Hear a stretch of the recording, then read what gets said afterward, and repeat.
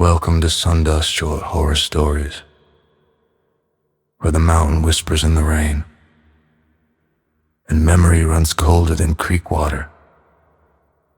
Tonight we follow a tale from deep in the heart of the hills, a place called Cold Spring Hollow, where the road ends and something older begins. Folks around Nicholas County used to talk about the spring near the base of Carpenter Ridge, the one that never froze, not even in the hardest winter. It was said the water ran warm because of a vein of fire trapped underground, or because something lived below, stoking it like a hearth. The little church up the road closed in the 1930s after 3 families vanished from the hollow. Nobody found the bodies, only the old iron bucket from the spring sitting upright on the path, water still warm inside it. In 1974, Marvin Stokes, a forestry worker from Summersville, came across the hollow while surveying old timber lines. He didn't know the stories. The map he carried didn't even mark the spring, just a narrow gap between ridges like a scar across the land. The air grew thick there, heavy enough that even his breath came out slow. He said later it felt like he was walking inside someone else's lungs. He found the spring bubbling under a ledge of moss and shale. The water was hot, steam coiling up in ribbons even though the snow still lay thick around it.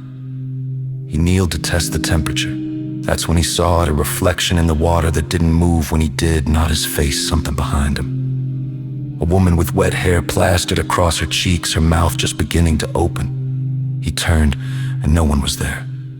The sound of dripping water echoed through the hollow, slow, deliberate counting. He ran. When he looked over his shoulder, the narrow trail he'd taken and was gone. Just a wall of black pine. He spent the night in the woods, never found his way back to the spring, though he swore he heard water running everywhere he stepped, even on dry ground. They found him 3 days later on a fire road, half frozen and barefoot, with wet streaks running down his coat sleeves before he died in the hospital. He managed to say one thing to the nurse. The water was singing. People still say Cold Spring isn't a place at all anymore, just an echo that moves where it wants to, showing itself only to those who stumble into the wrong kind of quiet. And sometimes, on foggy nights, if you pull water from your faucet and it comes out warm when it shouldn't, that's the hollow running its fingers through the pipes, remembering its way back to you. The hills hold more than coal and stories.